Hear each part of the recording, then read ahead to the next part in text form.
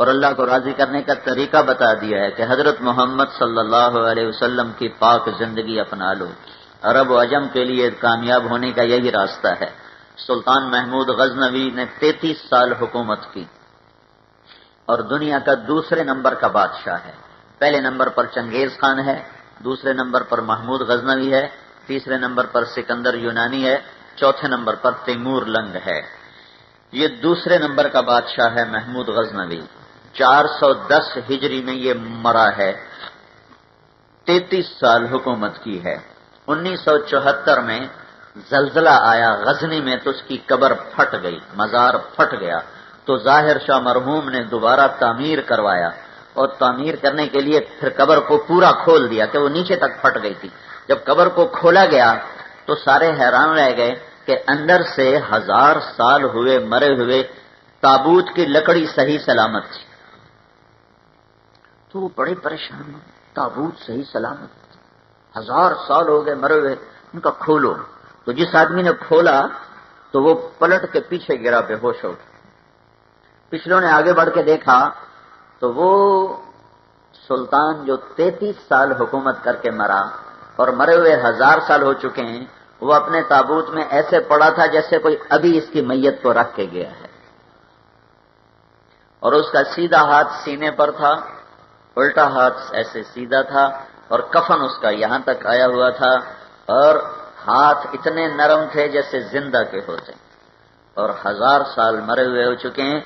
یہ اللہ تعالیٰ نے جھلک دکھائی کہ جو میرے محبوب کی غلامی اختیار کرتے ہیں وہ بادشاہ بھی ہوں گے تو اللہ کے محبوب بن کے، اللہ کے پیارے بن کے، اللہ کے دربار میں کامیاب ہو کر پیش ہوں گے۔ حضرت محمد صلی اللہ علیہ وسلم کی زندگی ایک نمونہ ہے۔ یہ کیسا بادشاہ تھا، ایک واقعہ صرف اس کا سناتا ہوں۔ اس کے پاس ایک آدمی آیا، کہا سلطان ایک آدمی آتا ہے میری بیوی کے ساتھ برا کرتا ہے اور مجھے ذلیل کر کے باہر نکالتا ہے، اور وہ دعویٰ یہ کرتا ہے میں محمود غزنوی کا بھانجا ہوں۔ تو اس کی دہشت ایسی ہے کہ کوئی اس کو ہاتھ نہیں لگا تھا، مجھے آپ تک پہنچنے میں بڑا وقت لگ گیا ہے، آپ میری فریاد سنو۔ تو محمود غزنوی کا رنگ پیلا پڑ گیا۔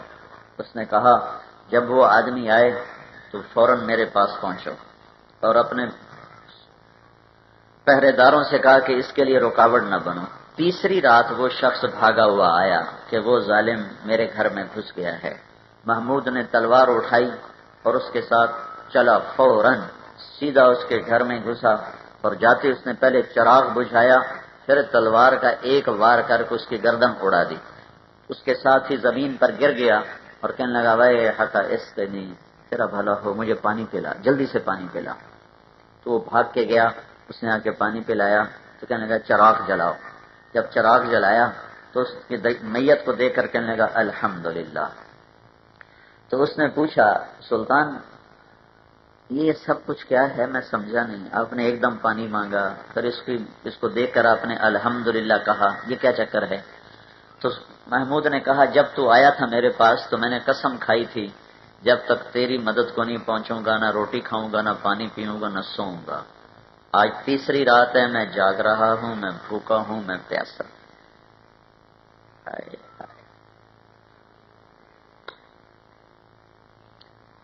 اللہ کی شان ہے، ایسے بھی حکمران ہیں۔ آج تیسری رات ہے، میں بھوکا ہوں، میں پیاسا ہوں، میں جاگ رہا ہوں۔